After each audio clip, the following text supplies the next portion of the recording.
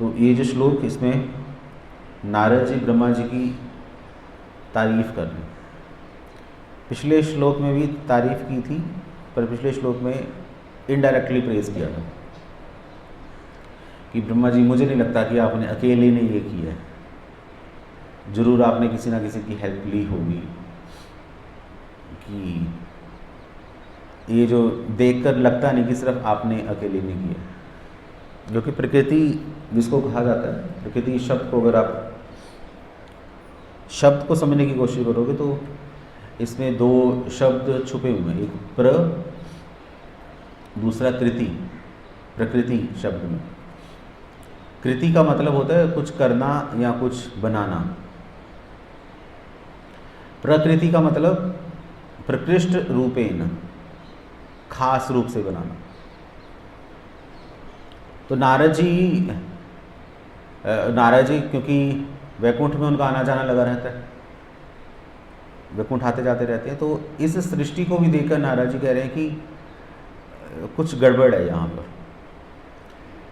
जैसे अगर मैं कुकिंग की एग्जांपल लूँ, तो कुकिंग में हमारे घर में रोज़ दाल चावल सब्जी रोटी बनती है, पर एक दिन आपकी वाइफ ने वो रोटी सब्जी किसी ढाबे से या किसी होटल से मंगवा ली।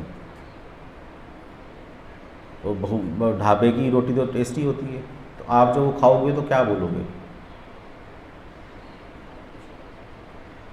किसने बनाई है ये दाल? अगर वो कहे मैंने बनाई है, नहीं नहीं, हो ही नहीं सकता, बचपन से दाल खा रहा हूँ तुम्हारे हाथ की, ये दाल तुम्हारे हाथ की हो ही नहीं सकती। पहचान लोगे अगर आपको पता है टेस्ट क्या होता है।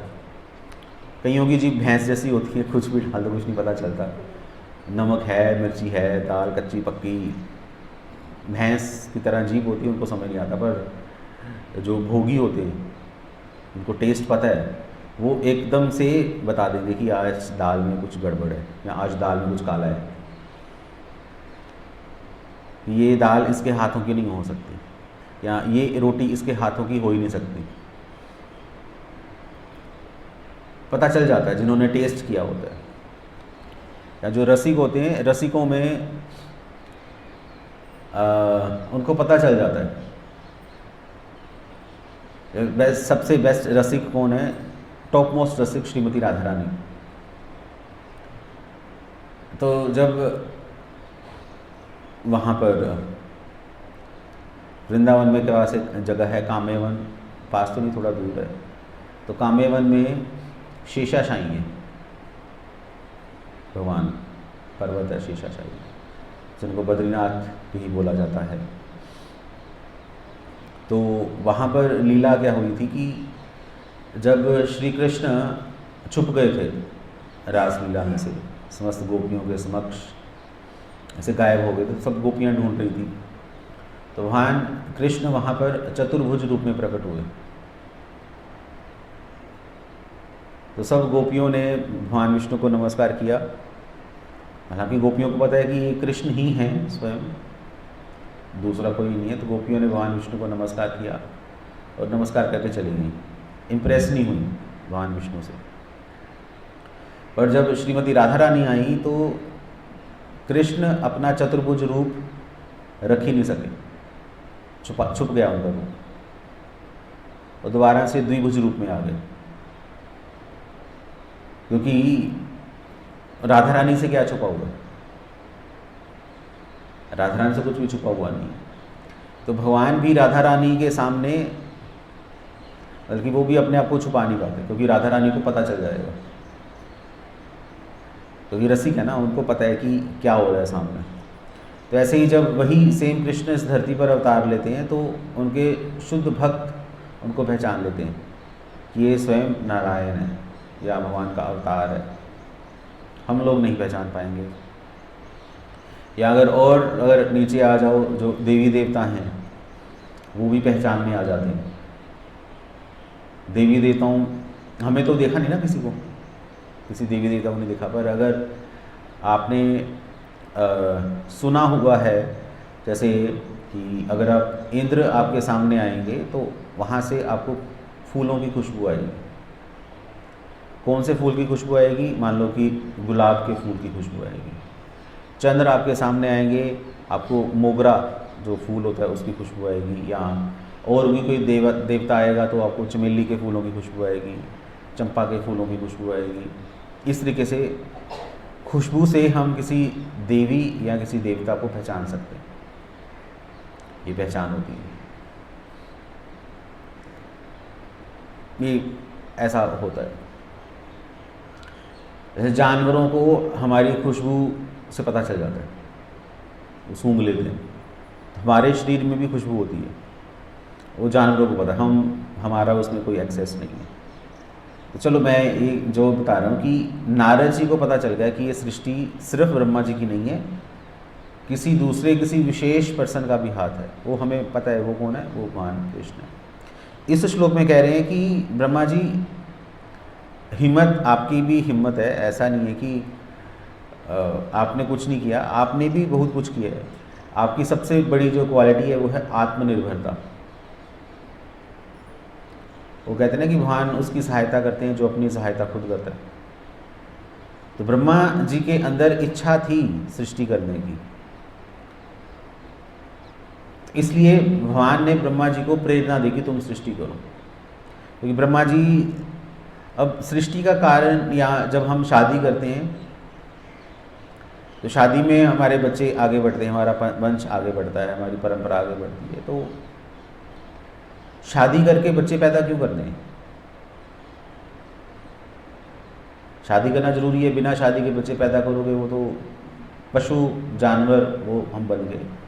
तो प्रश्न ये आता है कि सृष्टि करनी ही क्यों है? कोई बच्चे पैदा करना मतलब सृष्टि करनी, क्यों करनी है शादी, या क्यों बच्चे पैदा करने हैं? इसका आंसर आता है, पता है किसी को? हम क्यों करते हैं शादी, हमारी शादी क्यों करवाई जाती है? वही प्रश्न वही है, क्यों बढ़ाना था वंश आगे? हम तो है नहीं वहाँ पर, तो मर गए, खत्म हो गए। तो वंश आगे बढ़ रहा है तो उससे हमें क्या फ़ायदा हो रहा है? एक आंसर उसका हो सकता है कि चलो हमारा जो पितृ क्या बोलते हैं उसको, पिंडदान करने वाला कोई नहीं बचेगा तो हमारा पिंडदान हो जाए, तो ठीक है। पर इसमें भी कहा गया है कि ज़रूरी नहीं है आपका पिंडदान हो, शुद्ध भक्त बन जाओ। ब्रह्मा जी ने 4 कुमार जब उनके यहाँ पर पैदा हुए थे तो ब्रह्मा जी ने 4 कुमारों को बोला था कि आप सृष्टि करो, तो उन्होंने बोला कि हम नहीं कर रहे, हम ये इसमें नहीं फंसेंगे, हम भक्ति करने जा रहे हैं। तो ब्रह्मा जी कह रहे बड़ी अजीब सी बात है। फिर नारद जी प्रकट हुए, नारद जी को बोला कि तुम शादी कर लो, तुम बच्चे पैदा करो। नारद जी बोला जहाँ मेरे बड़े भाई गए हैं मैं भी वहीं जाऊँगा, मैं शादी नहीं कर रहा, सॉरी। तो ब्रह्मा जी ने बोला बड़ी अजीब सी बात है, ये शादी नहीं करना चाहते, शादी नहीं होगी तो बच्चे कैसे होंगे, या सृष्टि कैसे होगी? फिर उसके बाद सप्तऋषि प्रकट हुए, उनको फिर ब्रह्मा जी ने बोला कि ठीक है तुम मेरी इच्छा की पूर्ति करो। तो फिर सब ऋषियों ने मिलकर सृष्टि की, क्रिएशन हुई। तभी हमारा जो आज के जो गोत्र जिसको हम बोलते हैं ना, तो सप्त ऋषियों से हमारा गोत्र चलता है। मेन प्रजापति उनको बोला जाता है, सप्त ऋषियों ने सृष्टि की। तो ब्रह्मा जी के अंदर ये क्या ऐसा क्या है कि उनको सृष्टि करनी है? या हमारे भी माता पिता हमारी शादी क्यों करते हैं और ये बोलते हैं कि पोते पोती का मुंह दिखाओ, बच्चे पैदा करो, ऐसा क्यों है, ऐसा क्यों है? ये तो कन्फर्म्ड है कि इसका आंसर हमें नहीं पता। एक परंपरा चली हुई है, शादी करनी है तो करनी है। हमें भी लोग कहते हैं कि देखो वहाँ राम ने शादी की थी, कृष्ण ने शादी की थी, तुम जिसकी भक्ति करते हो उन्होंने शादी की थी, तुम भी शादी कर लो। तो ये कोई लॉजिक नहीं हुआ, क्योंकि भगवान ने तो गोवर्धन भी उठाया था, भगवान ने पूतना को भी मारा था, वहाँ राम ने तो हनुमान जी को भेज दिया था लंका पार करके, इतने सारे चमत्कार किए उन्होंने। तो सिर्फ आपको शादी नज़र आ रही है, बाकी चीज़ें नज़र नहीं आ रही। अगर कॉपी करना है तो सारा कॉपी करो। वहाँ ने 16,108 शादियाँ की थी, और आप कृष्ण की बात कर रहे हो तो तुक बैठता नहीं है ना कि वहाँ ने शादी की थी आप भी शादी करो। तो ठीक है, अगर राम भगवान ने शादी की थी तो शादी करके उनको मिला क्या? क्या मिला? कुछ नहीं मिला, ना पत्नी का सुख मिला, ना बच्चों का सुख मिला, क्लेश ही क्लेश था बस। सीता देवी को क्या मिला? कुछ नहीं मिला, वो तो जंगल में रह गई सारी उम्र, और जब जंगल से वापस आई तो धरती में समा गई, तंग आकर लोगों से। कृष्ण भगवान ने शादी की तो रानियां आपस में लड़ती रहती थी, आज ये है वो है ऐसे है वैसे। उनको भी इतनी मेहनत करनी पड़ी, अपने 16,108 रूप लेने पड़ते थे रोज़, हर रानी को संतुष्ट करना है। तो क्यों क्यों क्यों क्यों ऐसा क्यों है? कोई सोचता नहीं इसके बारे में, पर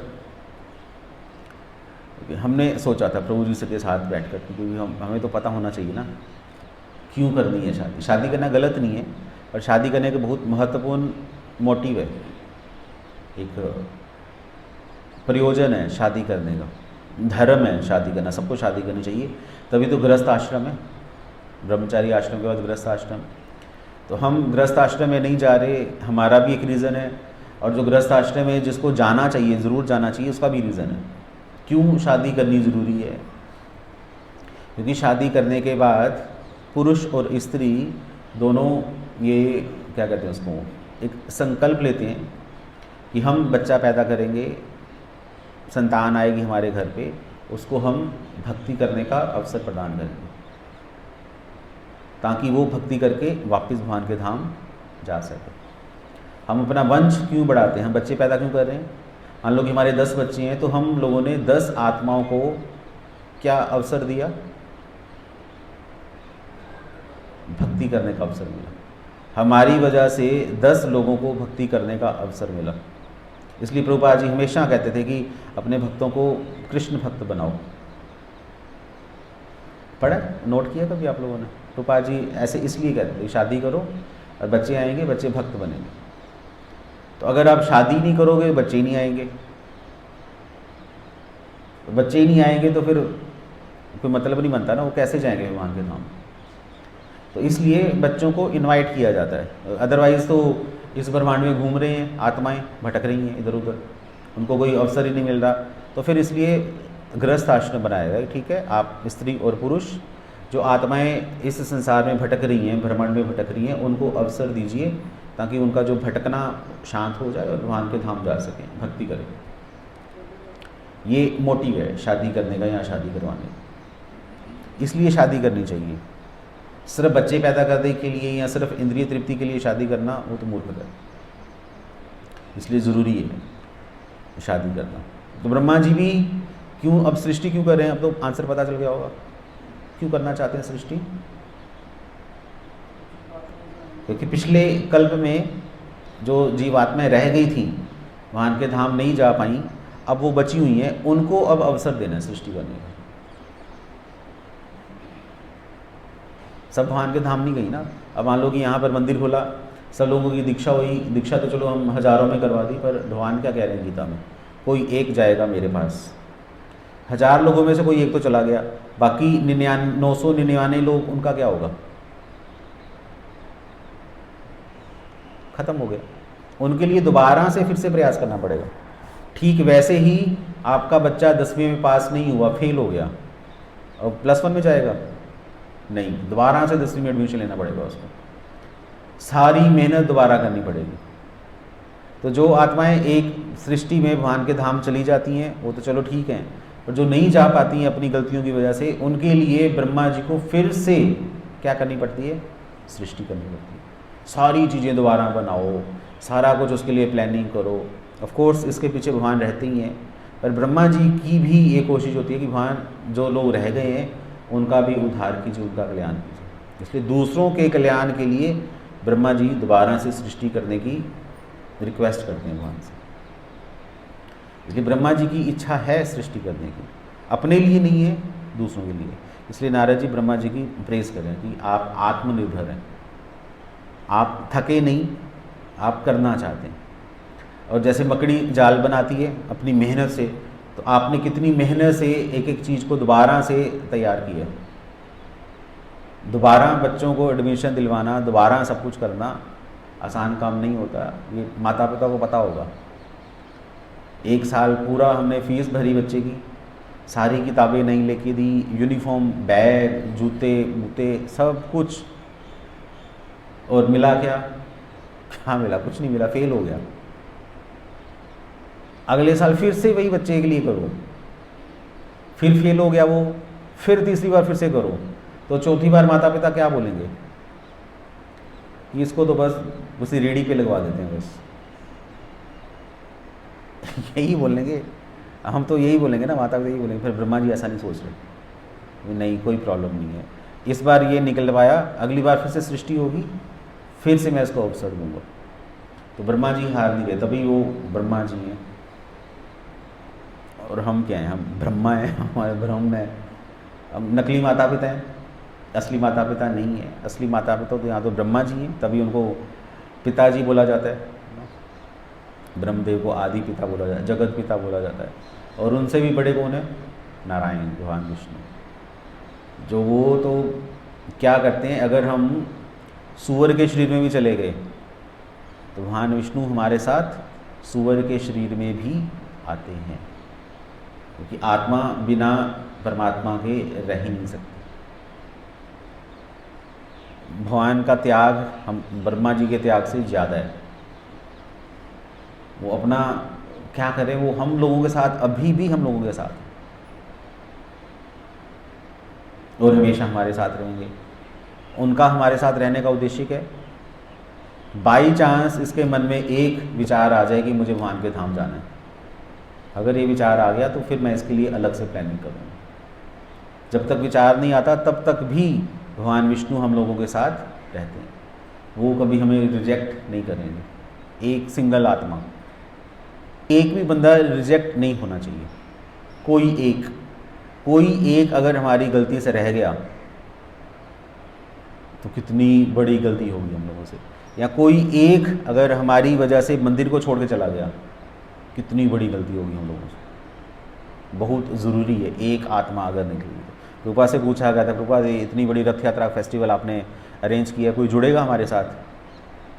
तो कौन जुड़ेगा हमारे साथ? तो प्रभुपाद जी ने यही पॉइंट बोला था कि अगर कोई 10 करोड़ लोगों में से कोई एक अगर हमारे साथ आ जाए, तुम्हारी रथ यात्रा सक्सेसफुल हो गई। तो ये इतनी बड़ी हम लोगों की वो है, सोच है हमारी परंपरा की। इसलिए एक आत्मा बहुत ज़रूरी है, ये रिस्पॉन्सिबिलिटी है। इसलिए नारद जी ब्रह्मा जी की प्रेस कर रहे हैं। ये ब्रह्मा जी हैं, ये नारद जी हैं, ये नारायण है। सारी प्लानिंग किन लोगों के लिए? हम अब आप क्या कहोगे अपने आप, अब खुद सोच लो, फिल इन द ब्लैंक्स। हरे कृष्णा। श्रील प्रभुपाद की जय।